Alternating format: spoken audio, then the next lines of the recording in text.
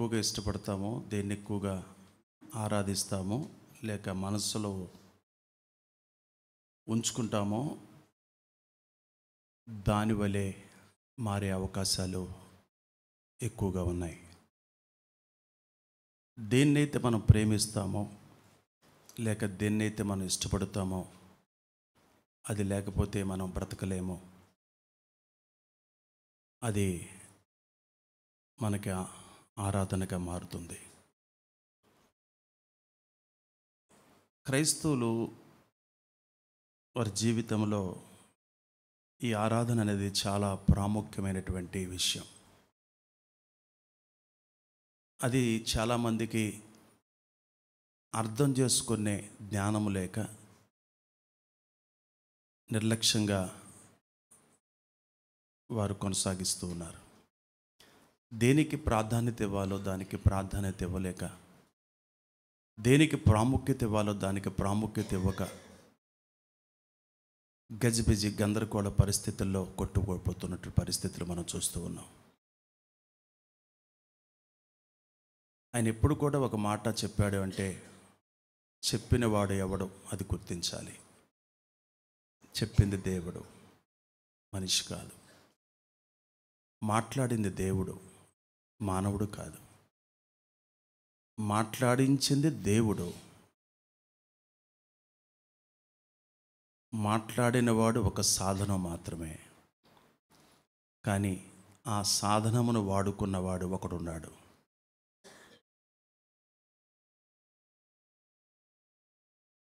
ఒక వ్యక్తికి కల వచ్చింది. ఒక దూత అతని చర్చికి తీసుకెళ్ళింది. ఒక అతనికి ఒక కల వచ్చింది. మీ కళ్ళ అంటే ఇష్టమేనా? ఓకే. ఒక కల వచ్చింది. ఆ దూత అతని చర్చి దగ్గరికి తీసుకెళ్ళింది. మంచి ఇన్స్ట్రుమెంట్స్, మ్యూజిక్ ప్లే అవుతూ ఉంది. ఆ వ్యక్తి చూస్తూ ఉన్నాడు. కీబోర్డ్ ప్లే చేస్తున్నారు, గిటార్ ప్లే చేస్తున్నారు, ప్యాడ్స్ ప్లే చేస్తున్నారు, ఫ్లూట్ ప్లే చేస్తున్నారు. బృందం అంతా పాటలు పాడుతూ ఉన్నారు. మంచిగా ఊగుతూ ఉత్సాహముగా పాడుతున్నారు.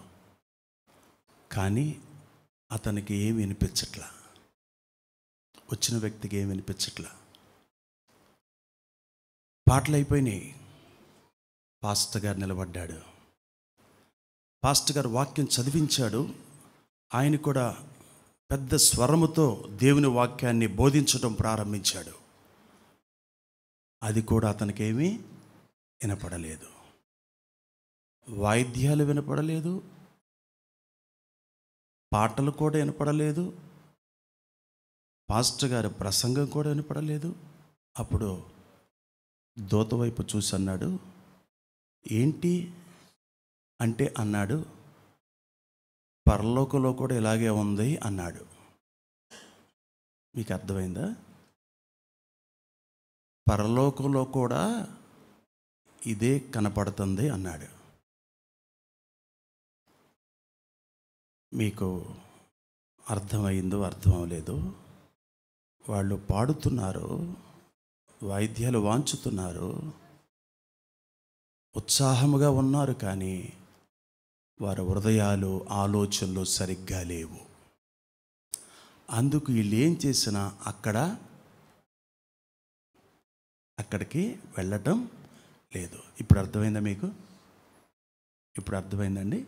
ఈ కథ అర్థమైందా? ఓకే. మనం ఎంత అడావుడి చేసినా, ఎంత వాయిద్య బృందాలను పెట్టినా, మనం గొంతు చించుకొని పెద్దగా హల్లెలూయా వినపడిద్దా దేవుడికి? మామూలుగా హల్లెలూయా అంటే వినపడిద్దా? రెండిట్లో చెప్పాలి మీరు. ఇది కూడా కన్ఫ్యూజనా?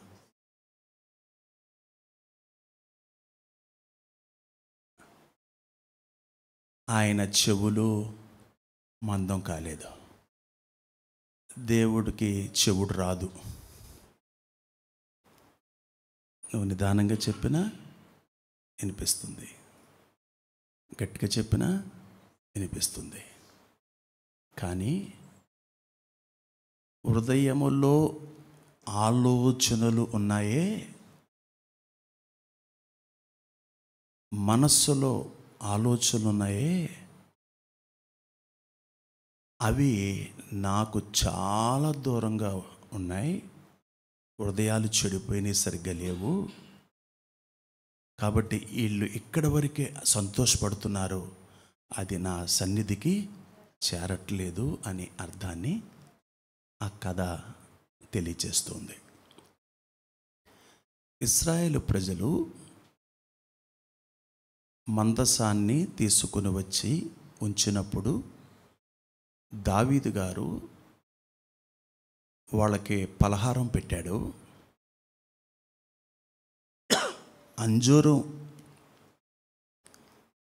అంజూరం గుర్తిచ్చాడు. కొంతమందిని గాయకులను ఏర్పాటు చేశాడు, గాయక బృందాన్ని ఏర్పాటు చేశాడు, వాయిద్యకారులను ఏర్పాటు చేశాడు. వారు పని ఏంటి అంటే నిత్యము ఆయన సన్నిధిలో పాటలు పాడేవాళ్ళు పాటలు పాడుతూ, వాయిద్యాలు వాయించేవారు వాయిద్యాలు వాయించుతూ, ఏకీభవించేవారు ఏకీభవిస్తూ ఉంటారు.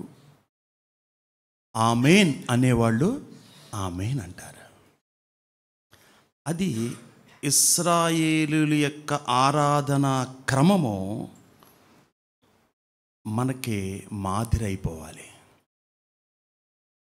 ఇశ్రాయేలుల యొక్క ఆరాధనా క్రమము మనము అనుసరించగలగాలి. ప్రియ సహోదరి సహోదరులారా, నా మనస్సు, నా హృదయం, నా ఆలోచనలు, నా తలంపులు ఖరాబైపోతే నేను దేవుడికి కానుక, దశమ భాగము, పాటలు, వాక్యము, సాక్ష్యము, పరిచర్య ఏది చేసినా అది పరలోకానికి అకౌంట్లోకి వెళ్ళటం అనేది జరగట్లేదు. మొదటి దినవృత్తాంతముల గ్రంథము 17వ అధ్యాయము ఓపెన్ చేద్దాం. మొదటి దినవృత్తాంతముల గ్రంథము 17వ అధ్యాయము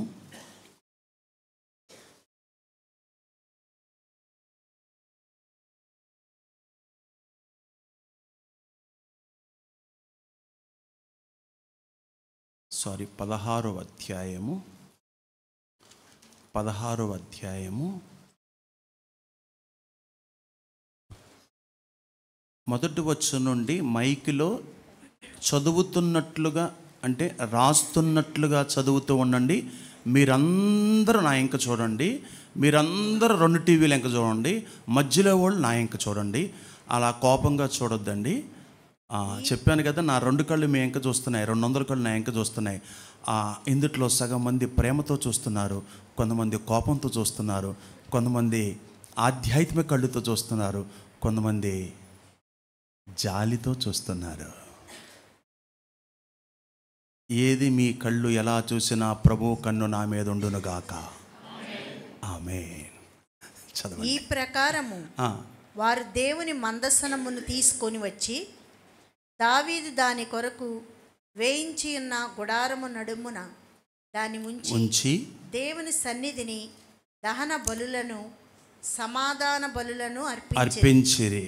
దహన బలులను సమాధాన బలులను దావీదు అర్పించి చాలించిన తరువాత అతడు యెహోవా నామమున జనులను దీవించి పురుషులకేమి స్త్రీలకేమి ఇశ్రాయేలీలందరిలో ఒక్కొక్కరికి ఒక్కొక్క రొట్టెను ఒక భక్ష్యమును ఒక ద్రాక్ష పండ్ల ఆడను అంటే గుత్తి ఆడను పంచిపెట్టెను.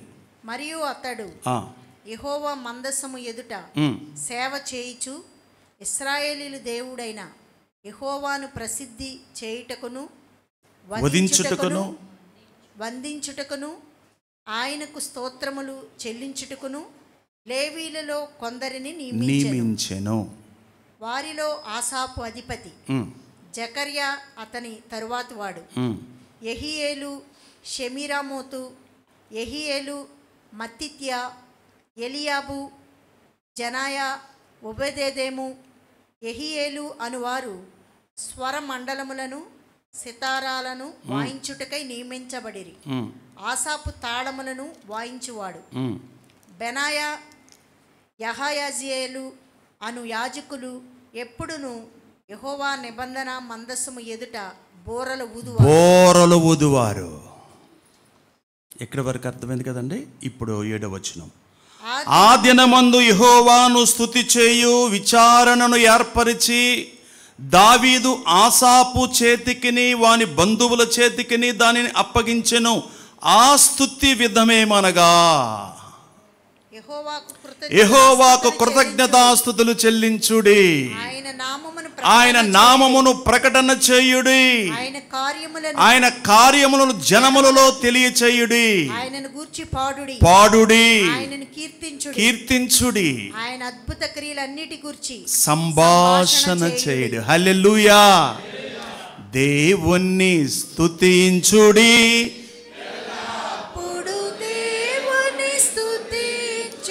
Without mike, light music.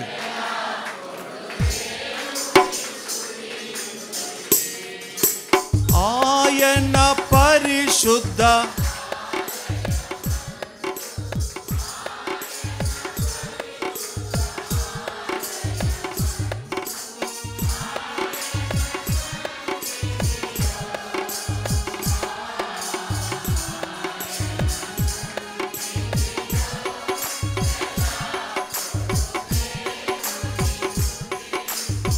హల్లెలూయా. దేవుణ్ణి దేవుడిగా గుర్తించి దేవుని యొక్క గుణాలు, దేవుని యొక్క ఔన్నత్యము, దేవుని యొక్క ప్రేమ, ఇవన్నీ కూడా ధ్యానిస్తూ ఆరాధించటం అలవాటు చేసుకుంటే,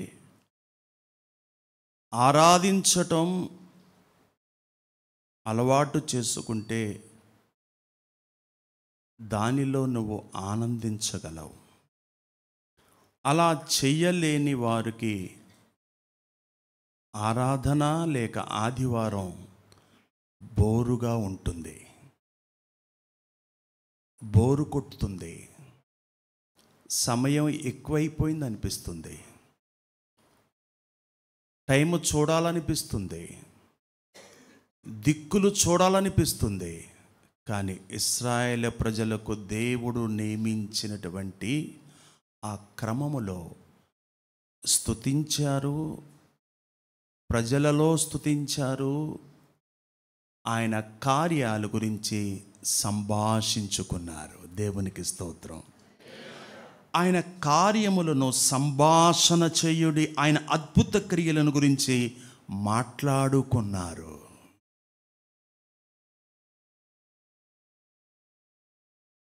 అమ్మా మీరేమనుకోరుగా?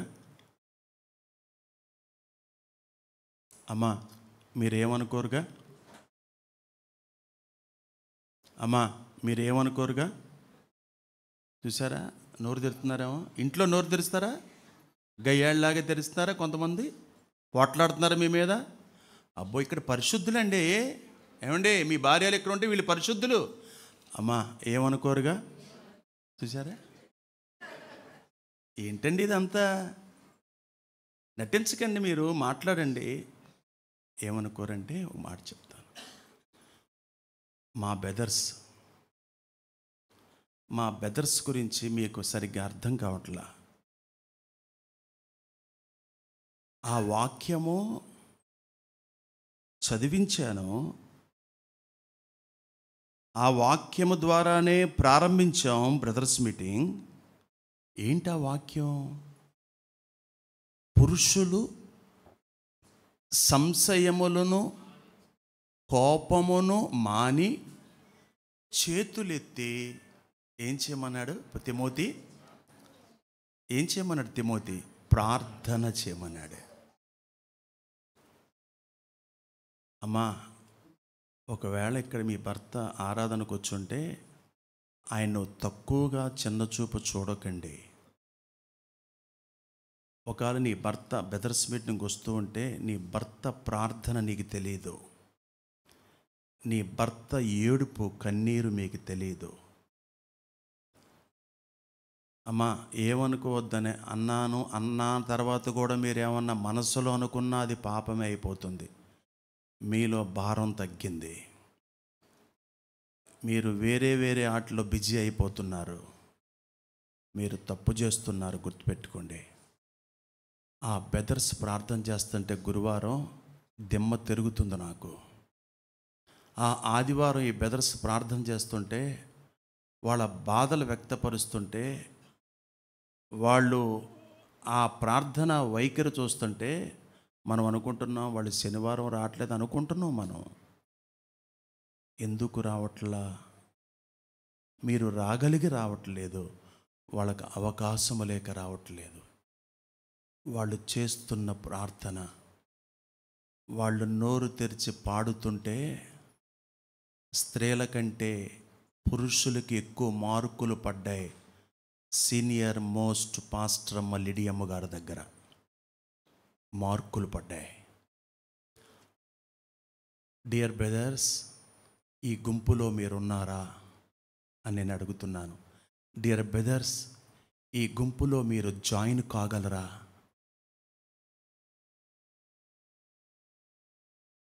మాకు బోరు కొట్టదే ఏంటండి? ముగిస్తానంటే తప్ప వెళ్ళరేంటి ఇంటికి? అంటే పురుషుడు బాధలు స్త్రీకి అర్థం కావట్లేదు కదా.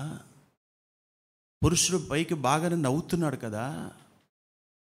పురుషుడు పైకి ఏదో రెడీ అయ్యి తప్పదో బయటికి వెళ్ళి ఎన్నో తిప్పలు పడ్డానికి బయలుదేరి వెళ్తున్నాడు కదా. ఇంట్లో కూర్చున్న మనకి వంట చేయటమే మీకు కష్టమైతే, అంట్లు కడగటమే మీకు కష్టమైతే,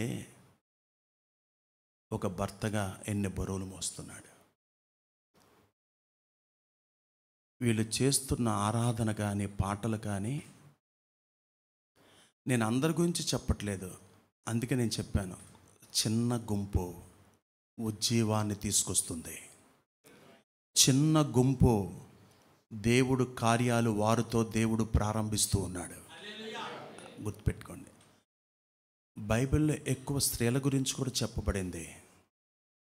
స్త్రీలారా మీరు బలహీనమైన ఘటం అని దేవుడే చెప్పాడు. కానీ మీ ఆత్మీయ జీవితం బలహీనము కాకూడదు, మీ ఆరాధన బలహీనము కాకూడదు.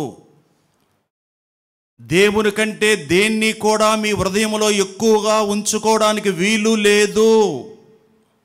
అందుకే సమరయ స్త్రీతో చెప్పాడు, అమ్మా నువ్వు ఏదో నాకు సోది చెబుతున్నా వద్దు, ఆరాధించువాడు ఆత్మతో మాత్రమే, సత్యము నీలో లేదు.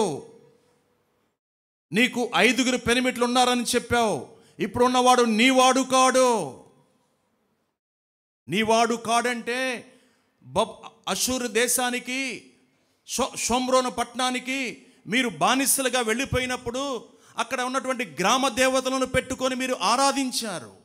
దేన్నైతే నాకంటే ఎక్కువగా మీరు ప్రేమించారో అది మీకు విగ్రహం అయిపోయింది.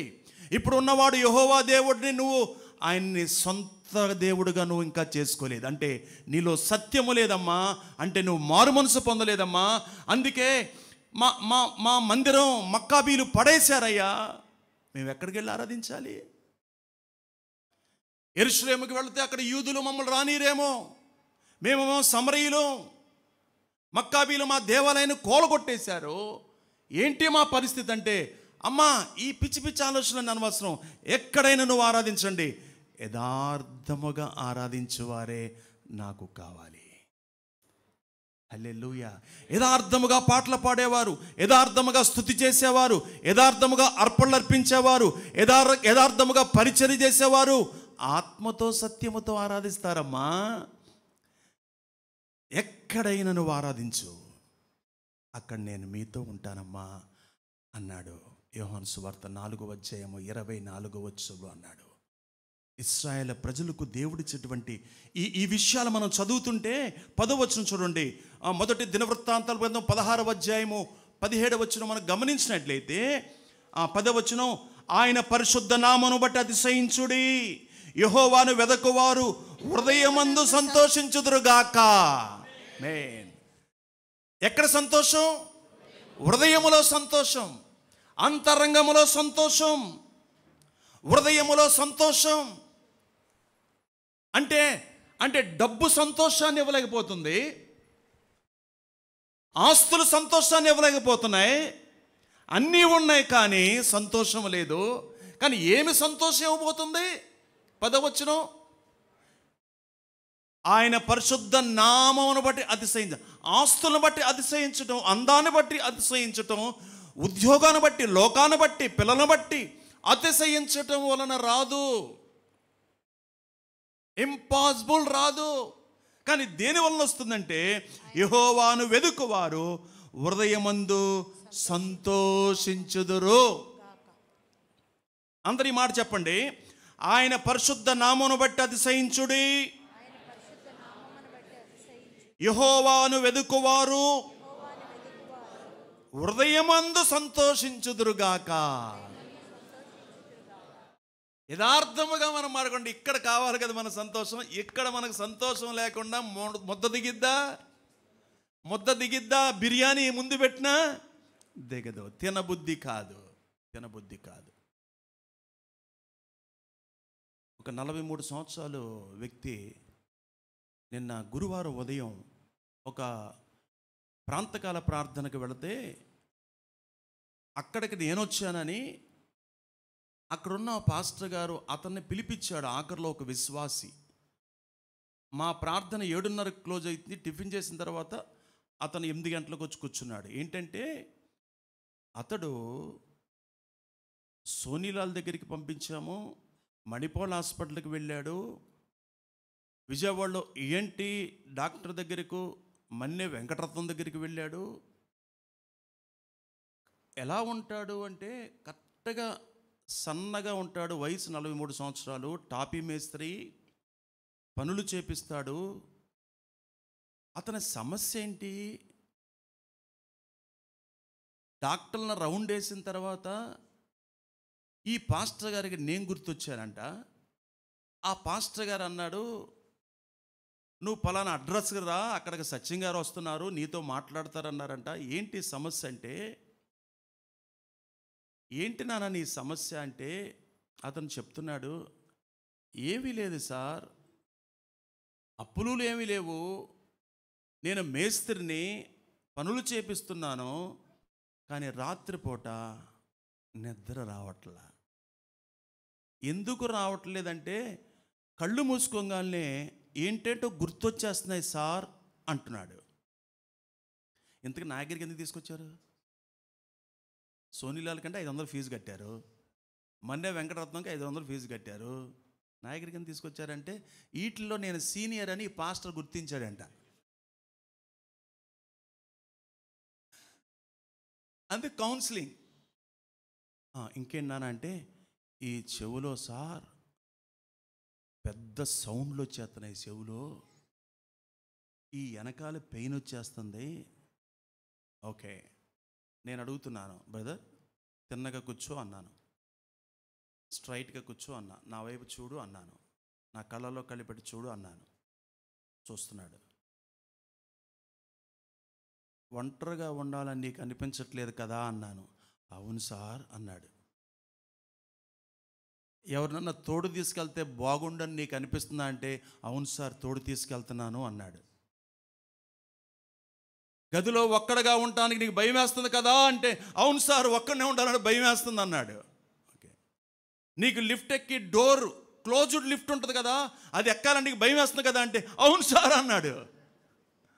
ఓకే బ్రదర్, డోంట్ వరీ, ఈ సమస్యలు నేను పడ్డాను. అయితే నీకు ఒక్కటి చెప్పాలి. పాస్టర్ గారి పక్కనే కూర్చున్నాడు. నీకు కొన్ని లోట్లు ఉన్నాయి, ఏంటో తెలుసా? నువ్వు గదిలోకి వెళ్ళి బైబిల్ తెరిచి ప్రార్థన చేసుకున్నావా? బైబిల్ చదువు ప్రార్థన చేసుకుంటా, అది చేయట్లేదు సార్ అన్నాడు. నువ్వు అది ప్రారంభించు. నీలో ఉన్న బలహీనతలు ఏమైతే ఉంటే ఒప్పేసుకో. నీకు ఆటోమేటిక్గా స్వస్థత వస్తుంది. నువ్వే రేపు సాక్ష్యం చెప్తావు అని చెప్పాను. హల్లెలూయా. ఆ వ్యక్తి సంతోషంగా ఇంటికి వెళ్ళాడు. రోజు ఫోన్ వచ్చేది, అన్న ఏ హాస్పిటల్కి వెళ్ళమంటారు, మా అన్నయ్య బాగా ఏదో అయిపోతుంది అంటున్నాడు అంటే, మొన్నే వెంకటరత్న దగ్గరికి వెళ్ళానా, అన్న వెళ్ళొచ్చామన్నా, మళ్ళీ ఈరోజు ఫోన్ చేశాడన్న, తగ్గలేదంట, ఏంటో తలంతా అయిపోతుందంట, మొద్దుబారిపోతుందంట, బ్లడ్ సర్క్యులేషన్ జరగట్లేదంట అన్న అంటే, నాన్న సోనీలాల్ దగ్గరికి వెళ్ళానా, ఓకే అన్న వెళ్ళొచ్చామన్న, రాత్రి ఆ ట్యాబ్లెట్ వేసుకుని నిద్రపడతలేదన్న అంటే, అన్న నా దగ్గరికి తీసుకురా అన్న. ప్రియ సహోదరి సహోదరులారా, యెహోవాను వెదక్కువారు హృదయమందు ఏం చేస్తారు? సంతోషం. అతనికి దేవుడి మీద దృష్టిని కోల్పోయి తన పనుల మీద దృష్టి పెట్టి అతడు దేవుడితో సంబంధం లేకుండా, ఒంటరిగా ప్రార్థన లేకుండా ఉన్న పరిస్థితుల్లో దేవుడు దగ్గర చేర్చుకోవడానికి అతనికి పెట్టిన ముళ్ళు. హెబ్రీయులకు రాసిన పత్రిక చూడండి. హెబ్రీయులకు రాసిన పత్రిక 10వ అధ్యాయం 24వ వచనం. త్వరగా చదవండి. కొందరు మానుకొనుచున్నట్లు సమాజముగా కూడుట మానక, ఆ దినము సమీపిస్తున్న కొలది మరి ఎక్కువగా సమాజముగా కూడుకొనుడి అన్నాడు. సమాజముగా కూడుకునే విషయములో, సంఘముగా కూడుకునే విషయములో, దేవుడి సముఖము పరిశుద్ధుల మధ్య కూడుకుని ఆరాధించే విషయములో, స్తోత్రాలు చెప్పే విషయములో, సాక్ష్యాలు విని మరి ఎక్కువగా మీరు బలపడే విషయంలో సమాజముగా కూడుకొనటం మానుతున్నటువంటి కల్చర్లో మనం బ్రతుకుతున్నాం. ఈ వారం వెళ్ళపోతే ఏమైద్ది? వాళ్ళు పిలిచారుగా ఫంక్షన్కి వెళ్ళాలి, వాళ్ళు రమ్మన్నారు వెళ్ళాలి, ఏమైద్ది?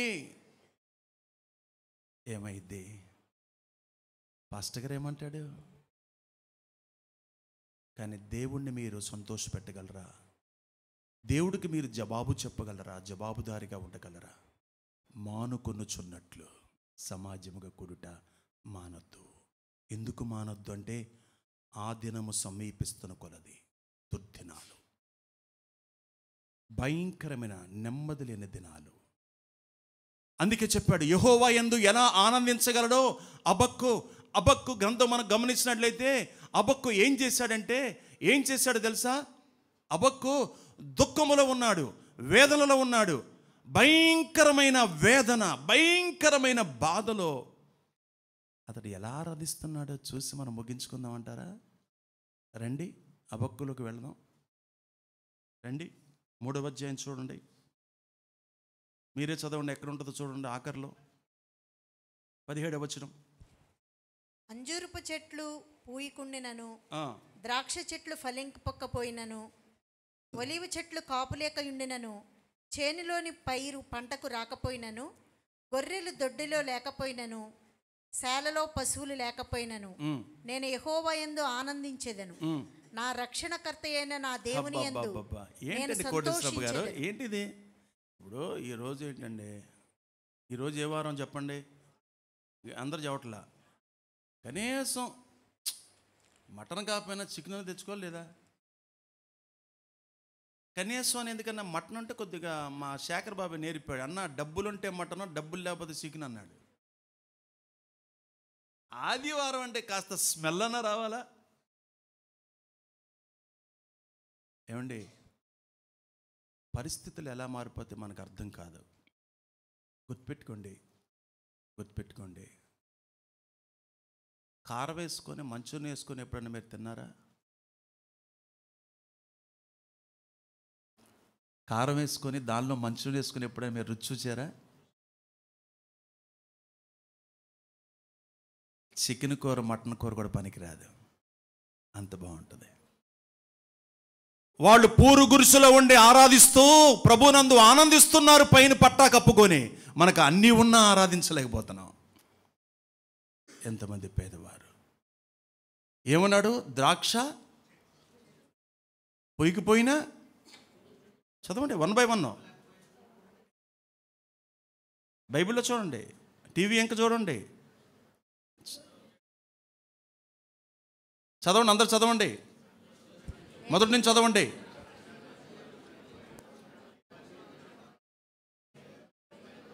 కాపు లేకుండానను, పైరు పంటకు రాకపోయినను, గొర్రెల్లో దొడ్డులు లేకపోయినను, సాలలో పశువులు లేకపోయినను పండకపోయినను,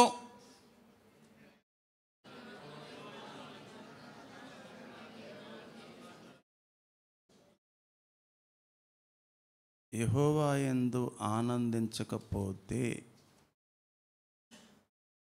నువ్వు ఎప్పటికీ ఆనందించలేవు.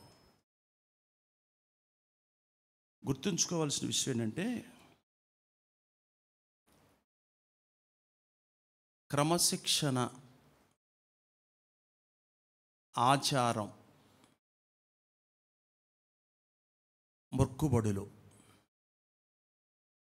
క్రమశిక్షణ వేరు, ఆచారం వేరు, మొక్కుబడులు వేరు. క్రమశిక్షణ అనేది నిజమైన ఆరాధికుడిగా నన్ను తయారు చేస్తుంది. క్రమశిక్షణ లేని ఆచారము, మొక్కుబడు, ఆరాధన నిన్ను అక్రమములోనికి, అతిక్రమములోనికి నడిపించేస్తుంది. అందుకే ఇక్కడ మనం చూసాము, వాళ్ళు ఎంత క్రమముగా దేవుణ్ణి ఆరాధిస్తున్నారో. ఆచారము, మొక్కుబడి నిన్ను వేషధారులుగా మార్చేస్తుంది. వేషధారులు అంటే వచ్చాము, కూర్చున్నాము, బైబిల్ చూస్తున్నట్టు నటిస్తాము, వింటున్నట్టు వింటాము కానీ వినం, చూస్తున్నట్టు చూస్తాము కానీ చూడం, తీసుకున్నట్టు తీసుకుంటాం కానీ తీసుకోం, బైబిల్ తెరిచినట్టు తెరుస్తాం కానీ చూడము వాక్యము. అంటే దృష్టి పక్కవారి మీద కాదు, దేవుడి పైన, వాక్యము పైన దృష్టి.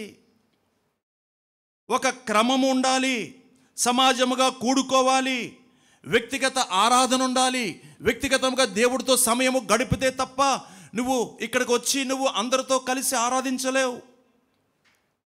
అది ఇంటి దగ్గర నువ్వు సిద్ధమైతే తప్ప ఇక్కడికి వచ్చి అందరితో కలిసి నువ్వు దేవుడు గణపరచలేవు.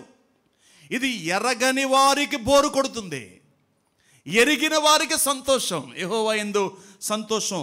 ఆ వాక్య భాగంలో నేను ఎక్కువ చదివించట్లేదు. 16వ వచనం, ఈ 16వ అధ్యాయంలో 10వ వచనం మనం చదువుకున్నాము. 13వ వచనం చదవండి. ఆయన చేసిన ఆశ్చర్య కార్యాలను జ్ఞాపకం చేసుకొనుడి. ఆసా తన పితరులతో కూడా ఆయన సూచక్రియలను, ఆయన నోటి తీర్పులు జ్ఞాపకం చేసుకొనుడి. 25వ వచనం, యెహోవా మహాఘనత వహించిన వాడు, ఆయన బహుగా స్తుతి నొందదగినవాడు. 29వ వచనం, యెహోవా నామమునకు తగిన మహిమ ఆయనకు చెల్లించు. తగిన మహిమ చెల్లించుడి అంటే తగిన అనండి అందరూ. తగిన అంటే ఎవరండి? ఆయనకి తగిన గౌరవాన్ని మీరు ఇవ్వండి. ఎవరైనా పెద్ద ఆయనండి, ఆయన ఎవరో దేవుడు. తగిన మహిమ. తక్కువగా ఆలోచించటం కాదు దేవుడు అంటే.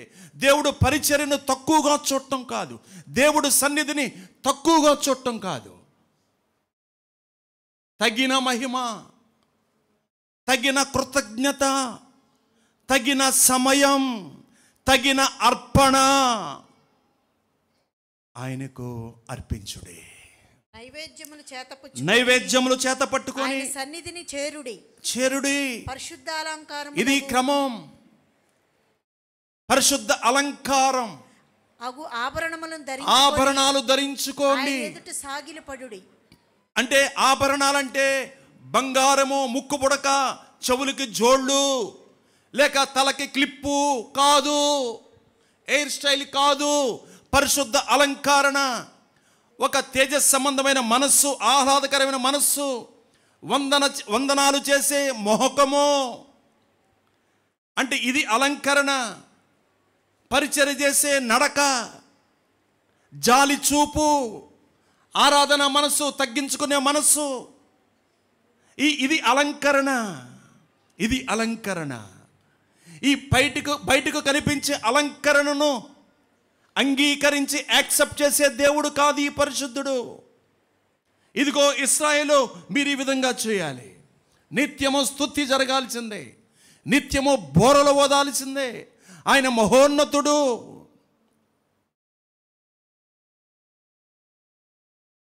ఆ పరిశుద్ధ దేవుణ్ణి సమయంలో ఆరాధన చేద్దాం. ప్రభు ఈ వాక్యం దీవించును గాక. ఆమేన్, ఆమేన్.